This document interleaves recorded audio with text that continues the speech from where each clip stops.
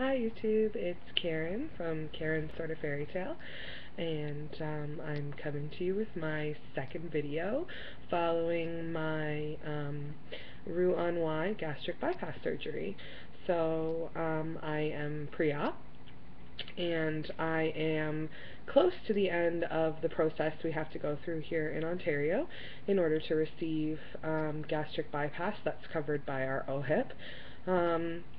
So I have 2 appointments left, my psychologist appointment and my nutritionist appointment, and then I get to see the surgeon. And I actually just found out today that you don't necessarily have to have had your last 2 appointments in order for them to book the surgeon's appointment. So I'm going to be calling tomorrow to see if they'll actually give me a date that's booked for my surgeon's appointment. So at least I have that, and I know when that's going to happen so that I can have a better idea as to whether or not I'll be having surgery this year or into the new year. So bear with me here. This is take 2 for me because my son walked in while I was filming my last video and he was ready for bed, so he was in his undies, and that's not appropriate for YouTube, so we don't want to scar him for life or anything like that. So this is take 2. So first of all, I just want to take the time to thank everyone who watched my first video and those of you who subscribed to my channel. It was just really overwhelming for me. I really didn't know if anybody was going to take the time to watch these, so the fact that any of you, took 10 minutes out of your day to listen to me talk is just wonderful, and thank you so much for your support. This community is just amazing in the way that everybody just lifts everyone up. It's really, really incredible. So thank you all for that. So there's a couple things I wanted to touch base on. So I know a few of you had mentioned to me that I should call in and try to get earlier appointments, which is awesome, except I don't live in Toronto, and Toronto is my center. Sorry, my computer's falling over. Toronto is my center, so I live about 2 to 2.5, sometimes 3 hours, depending on traffic, away from Toronto. And the majority of my appointments have been done over telehealth, which I think might be why the process is taking me a little bit longer than it has other people. So the way that telehealth works is that I go to a location here in my city, and we basically Skype. It's sort of fancier than that, but when you break it all down, that's basically what it is. I go to a designated location here, and they log on at the center, and we do our appointments over internet connection with, video cameras and microphones and all that kind of stuff. So I've only actually been to the center for my orientation and then just for my nutrition class last week. So that makes it a little bit more challenging for me to rebook my appointments. I also run a home daycare, so that is tricky as well, because if they're like, can you come in next week for an appointment we have on this date? Well, I have parents who are relying on me to watch their kids, and I can't just be like, oh yeah, no problem, or, I'm going to take this day off work and go and do that.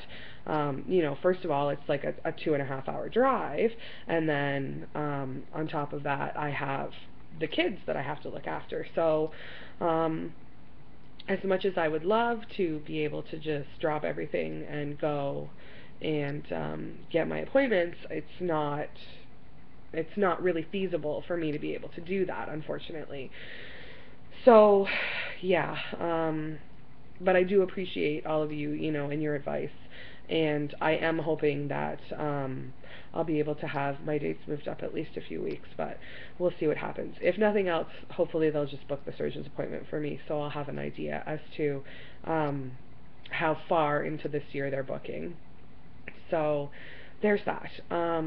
So basically what I wanted to talk to you all about this week is there has been a lot of videos floating around lately about responsibility and accountability and taking ownership for the choices that you make and what you choose to get out of this surgery,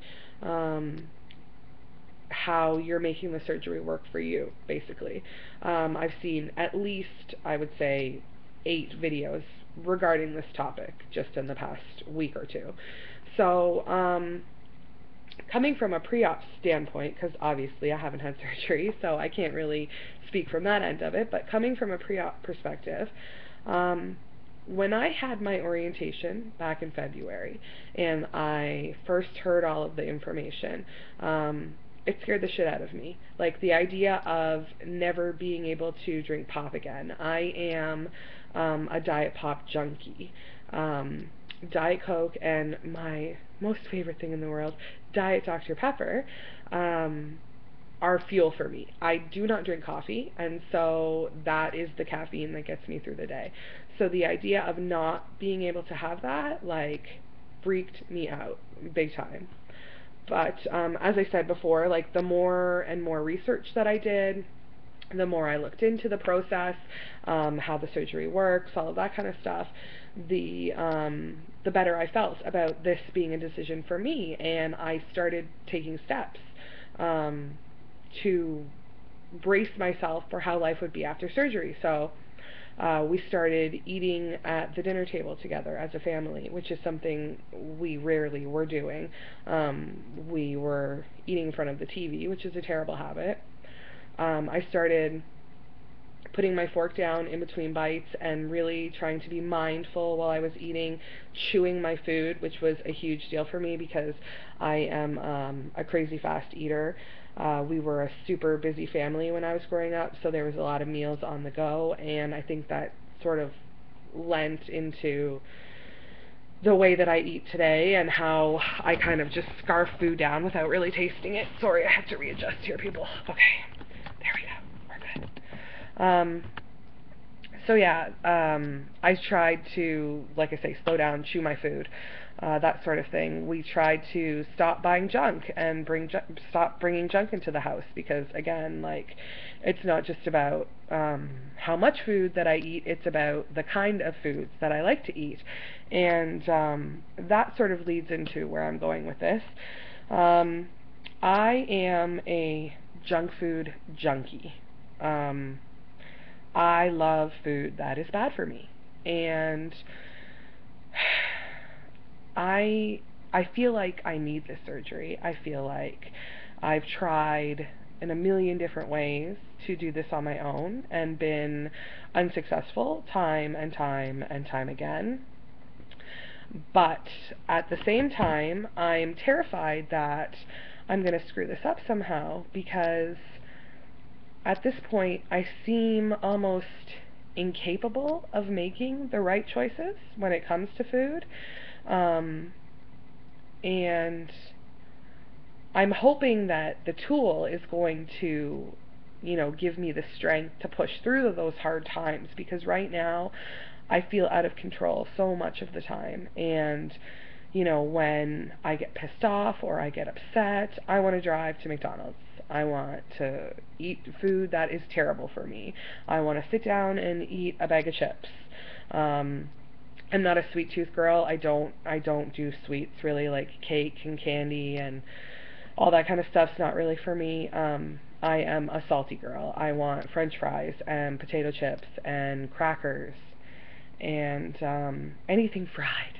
Basically, I love fried food, anything that's fried, and it doesn't even have to be good food. Like, honestly, Crackdonald's is like my favorite place to go. I love McDonald's. I could eat there like 3 times a week if it was just strictly up to me, and that is freaking horrible. Like, who wants to eat that shit 3 times a week? Well, apparently I do, and I have the ass to prove it. So I'm just, I guess, as somebody who is pre-op, like, I'm terrified, because I know what I need to do now in order to make those changes, in order to prepare myself for the surgery, to be ready for the surgery. Like, I have researched more than you could possibly imagine, but I still seem to be making terrible decisions when it comes to food, and I'm horrified that, you know, like, that it's not going to change after surgery. And I know my family is worried about it. I know my mom is worried about it. I know my husband's worried about it. They are not fat people. They have never been fat people. I'm the fat girl in a skinny family, and they don't understand how difficult it is. They don't struggle from food addiction. They have no idea what that's like.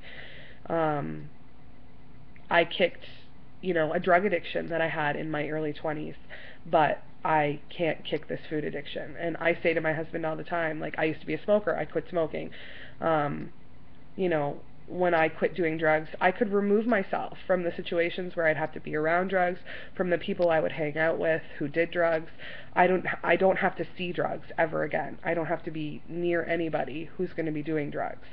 You can't just quit food. Like, you cannot stop eating. It's something that you need. And basically, I want to stop living to eat, and I would rather eat to live, basically, is what it comes down to. So I'm hoping that what the tool is going to do for me is it's going to give me that restriction for long enough for me to be able to change the bad habits, so that when it comes time where I'm able to eat the shit again, that I'm going to know better and therefore do better. I can honestly state that if I manage to lose 80 pounds, 100 pounds, God willing, I will never, ever, ever let myself be this fat again, because it is exhausting. It is so hard to be this heavy, to run around and just do everyday stuff, to be sweating like a pig everywhere and out of breath and exhausted and sore and all of it. It's such a pain in the ass, literally a pain in the ass. And I'm keeping really good records. I've been doing a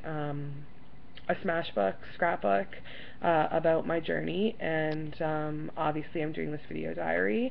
I'm going to take a ton of pictures pre-op so that I never, ever, ever forget what it feels like to be fat, because I think if you're somebody who likes to live in the now, which is something that I really try to do, it's easy to forget how hard it was. And I don't ever, ever, ever want to forget, because I never want to be in this position again. So for those of you who are post-op, you know, did you feel this way before surgery? Were you terrified of your success? Of, you know, like I said, you all have been talking about accountability and responsibility. How was that for you pre-op? You know, I know some of you did really great on diets pre-op. I'm not doing super great at this moment in time, so I know what I need to do. I can't seem to kick myself in the ass to do it, and yeah, I'm struggling a little bit. So if you all could just, you know, let me know if this was an issue for you too, then that would be fabulous. But wow, this video is super long, so I'm gonna let you go for now, and thank you all again for your support. I couldn't be more grateful. So thank you, and I'll see you later. Bye.